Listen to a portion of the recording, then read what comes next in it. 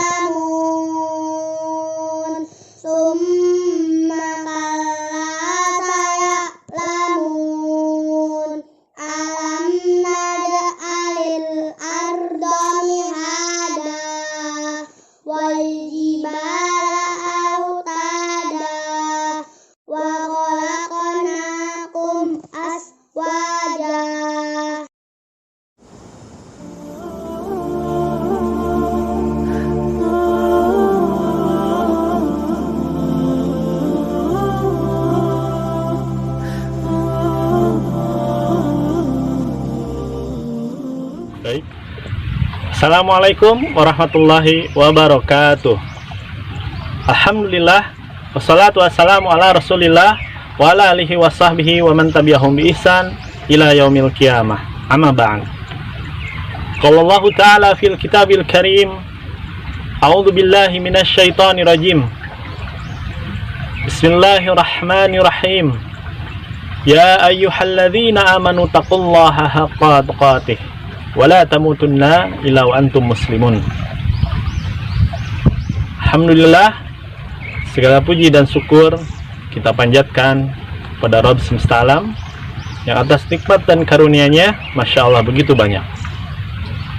Dan salawat serta salam pada junjungan kita, Nabi kita Muhammad Sallallahu Alaihi Wasallam, para sahabat, para tabi'in, para tabi'ut tabi'in, para salafus saleh, dan insyaallah kepada kita selaku umatnya hingga yaumil kiamat kelak. Amin ya Allah ya rabbal alamin. Kaifa halukum wahai santri-santri? Masya Allah, alhamdulillah ya, alhamdulillah bini mati kita timus salihat, semuanya dalam keadaan baik insya Allah. Masya Allah, hampir 2 pekan lebih kita tidak bertemu, tapi Ustadz sangat rindu. Sudah lama Ustadz tidak mendengar suara santri-santri Ustadz, Masya Allah, secara langsung maksudnya. Baik, insya Allah pada kesempatan pagi ini kita akan belajar iman dengan tema gunung. Ayo, siapa yang pernah naik gunung? Oh, Masya Allah, sudah pernah ya. Gunungnya tidak yang besar-besar, pasti yang kecil dulu ya. Capek nggak? Capek, Masya Allah, tapi seru kan? Masya Allah. Nanti ajak Umi Abinya naik gunung lagi ya, biar ini menguji kekuatan fisik kita ya. Baik, temanya gunung, sebagaimana ya Ananda, Akhi dan Ukhti sudah menghafal di surat An-Naba ya, di ayat yang ke-7. A'udzu billahi minasy syaithanir rajim. Bismillahirrahmanirrahim. Wal jibala autada, yang artinya dan gunung-gunung sebagai pasang. Dan itu di surat An-Naba ayat ke-7. Bagaimana Allah menciptakan gunung ya. Akhi ukhti, santri-santri Ustadz yang Ustadz cintai, anak-anakku mungkin pernah melihat gunung. Gunung begitu besar, ya. Bahkan belum ada tuh bangunan-bangunan yang menghalangi gunung. Contohnya di sini. Di sini Ustadz dekat di bawah, kurang lebihnya sih beda.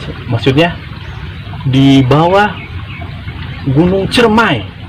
Nah, di sebelah sana ke arah timur itu ada suatu daerah yang namanya Kabupaten Kuningan. Di sana ada Gunung Ciremai, dan Gunung Ciremai itu salah satu gunung tertinggi di Jawa Barat. Udah pernah belum ke Gunung Ciremai? Saya juga belum sih. Nah, baik, bagaimana Allah menciptakan gunung? Dulu orang-orang sebelum Islam menjelaskan, mereka berpendapat bahwa gunung itu hanya sebuah tonjolan bumi, hanya sekedar sesuatu yang besar. Tapi bagaimana Al-Quran menjelaskan dalam surat An-Naba, ya, tadi apa artinya? Dan gunung-gunung sebagai pasak. Pasak apa sih Ustadz? Pasak apakah masak? Bukan masak. Pasak itu istilahnya, bahasa sederhananya adalah paku, agar tidak terjadi goncangan. Karena bumi ini, ya, ini bagian-bagian lempeng daratan, dan agar dia tidak bergoncang, atas izin Allah, dan ilmuwan pun setelah meneliti, ya, 100 tahun ke belakang ini mengetahui bahwa fungsi gunung adalah sebagai pasak. Ternyata 1400 tahun yang lalu Allah telah menyampaikan dalam Al-Quran. Itu tadi, nak. Jadi sebelum manusia mendapatkan informasi atau ilmu tentang gunung, fungsi gunung, manfaat gunung, Allah telah menyampaikannya 1400 tahun yang lalu. Jadi inilah bagaimana kita harus mengimani bagaimana Allah menciptakan alam semesta ini. Salah satunya adalah gunung, ya. Dan Masya Allah, fungsi gunung itu luar biasa. Pertama, di wilayah daerah-daerah dekat pegunungan atau Gunung Merapi ataupun gunung yang memang tidak aktif, itu biasanya subur, tanahnya subur, ya. Dan yang kedua, gunung itu mengalirkan air karena dia datarannya tinggi. Jadi ketika air hujan turun di gunung, maka airnya akan mengalir melalui sungai-sungai terus ke dataran rendah, ya, melewati pedesaan, terus sampai nanti melewati perkotaan hingga sampai ke hilir, yaitu ke laut. Dan setiap yang dilalui mereka mendapatkan manfaatnya. Contoh misalnya ketika pedesaan seperti di sini, sawah. Nah, ini air dari pegunungan yang mengalir terus sampai melalui sini. Dan airnya bisa digunakan untuk pengairan sawah. Ada yang kebunan, ada yang untuk misalnya budidaya lele, membuat kolam lele, membuat kolam ikan, atau yang lainnya, itu bisa digunakan. Atau untuk kebutuhan di rumah-rumah, airnya bisa digunakan. Dan salah satu fungsinya lagi, gunung itu banyak pepohonan, dan ada kadang hutan yang cukup luas, dan ini menghasilkan oksigen, menghasilkan udara yang baik yang kita hirup setiap hari. Dan itu gratis, nah Allah berikan bagi manusia dan makhluk yang lainnya. Dan banyak lagi seperti bebatuannya. Contoh misalnya Gunung Merapi itu ketika meletus itu mengeluarkan bebatuan, pasir. Pasirnya bisa digunakan untuk bangunan-bangunan, batunya pun sama. Bahkan ada kadang tambang-tambang bisa digunakan juga, bisa dimanfaatkan. Nah, bagaimana Allah memberikan itu? bagi manusia khususnya agar dimanfaatkan. Dan Masya Allah, apa yang harus kita lakukan setelah itu?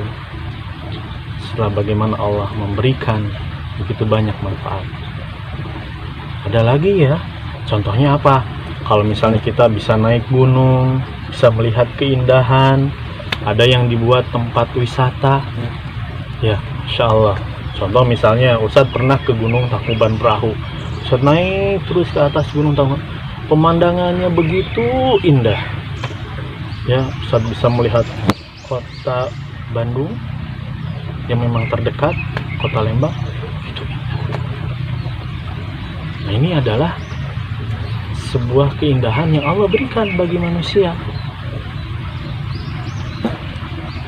Tapi kelak gunung yang besar itu di hari kiamat kelak dia akan berterbangan seperti kapas. Bumi ini akan hancur, gunung-gunung berterbangan. Pernah lihat kan kapas? Kalau misalnya dulu, di zaman dulu tuh, kalau kasur tempat tidur itu bahannya itu dari kapas isinya itu, atau kapur. Nah itu kalau dipukul-pukul, nah ada yang berterbangan. Atau misalnya kalau misalnya akhi, ukhti lagi di rumah, ada cahaya matahari masuk ya, ada cahaya. Nah ketika ukhti lagi nyapu misalnya di rumah, itu terlihat berterbangan debu-debu.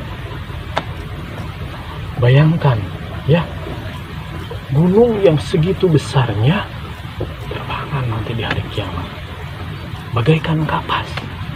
Apalagi kita manusia yang kecil ini.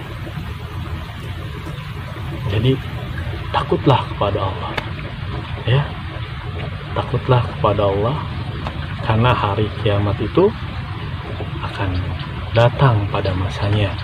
Semua yang ada di dunia ini ada ajalnya. Ustadz pun sama, Ustadz pasti akan datang waktunya meninggal ya.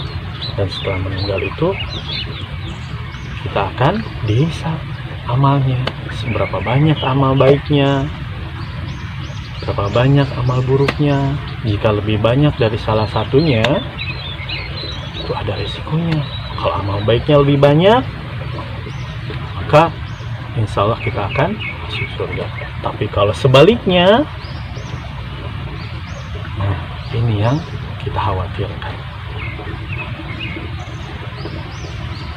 Nah, dengan apa yang Allah ciptakan, bagaimana sih adab dan akhlak kita terhadap gunung? Contohnya yang pertama, bersyukur. Di antara adab kita terhadap gunung adalah bersyukur kepada Allah dengan apa yang diberikan, manfaat-manfaat yang kita dapat. Kedua, bertafakur. Kalau kita perhatikan gunung yang ada, Masya Allah, yang paling kita rasakan adalah kita bisa menghirup udara segar ya. Bahkan gunung pun bisa menjadi tempat bagi makhluk selain manusia. Contohnya binatang,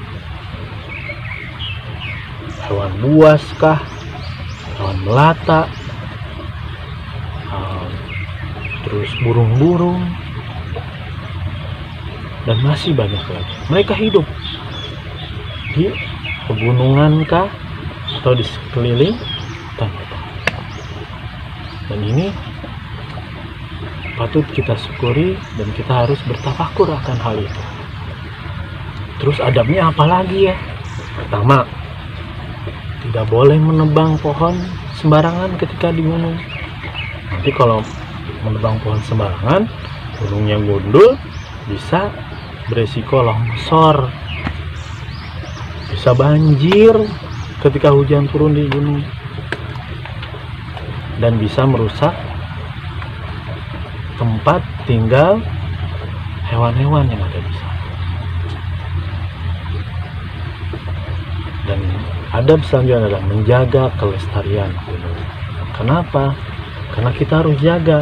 karena manfaat yang kita dapatkan begitu banyak.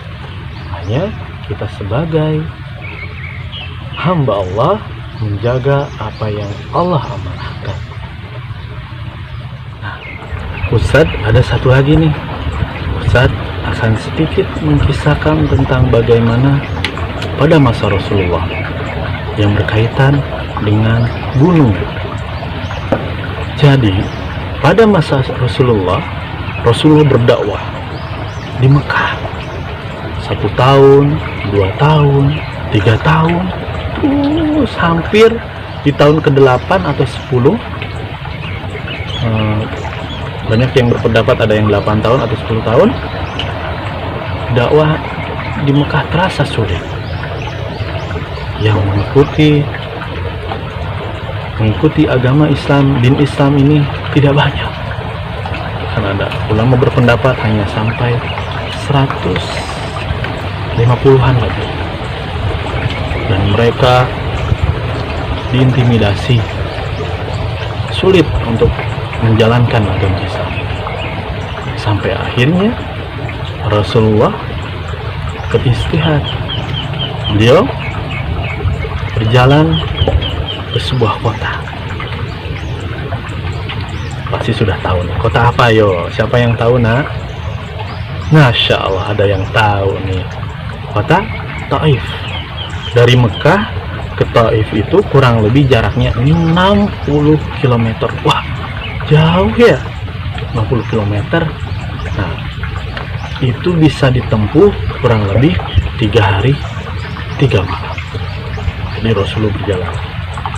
Dikisahkan beliau ditemani oleh anak angkatnya, yaitu siapa yang tahu? Nah, itu Zaid bin beliau ditemani. Ternyata kepala-kepala suku di Taif mereka sudah mengetahui. Ada yang dari Mekah memberitahu bahwa nanti akan ada datang. Bahkan ada riwayat yang mengatakan yang menghasut para pemimpin di Taif adalah paman Rasulullah. Jadi paman Rasulullah udah duluan memberitahu ke sana, nanti akan datang sesepupuku, saudaraku, ponakanku, kata. Dia membawa ajaran yang tidak baik. Dia seorang penyihir. Nanti kalau misalnya datang ke sini, usir saja. Nah, ketika itu Rasulullah sampai di sana menemui para pemimpinnya, mendakwahi dengan Islam, mereka menolaknya. Dan Rasulullah meminta untuk berdakwah kepada kaumnya, mereka pun menolak. Tapi Rasulullah terus mendakwah dan Rasulullah dilempari, disakiti dengan batu.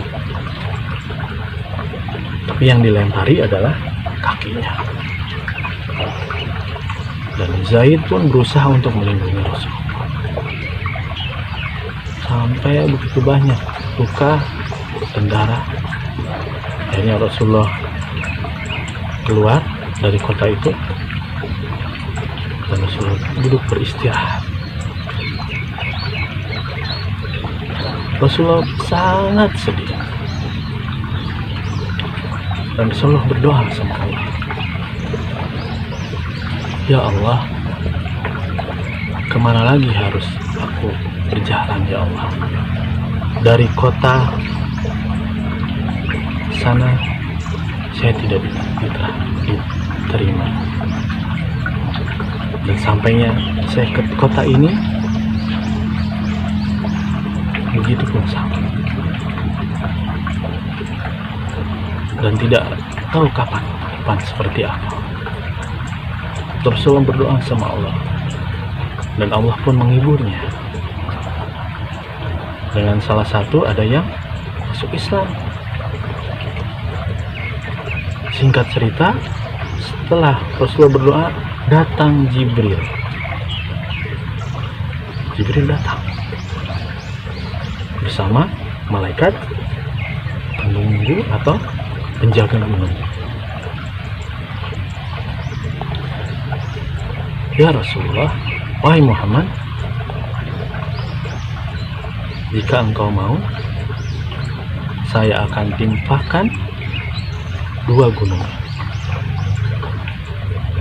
Tapi apa yang Rasulullah sampaikan? Jangan.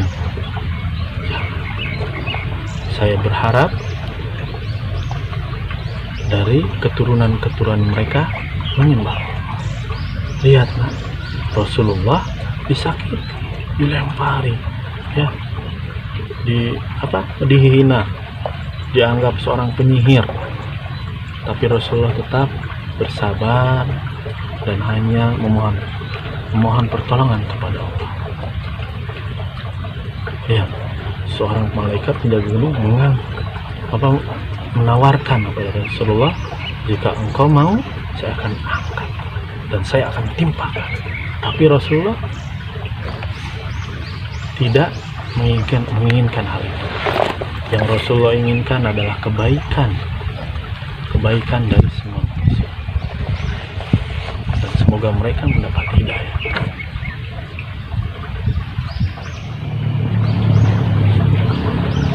Nah, setelah kejadian itu Rasulullah merasa tentram. Karena apa? Karena Allah memberikan syarat, jangan bersedih, ya, karena ada Allah, dalam kondisi Allah. Dan akhirnya Rasulullah kembali ke surga.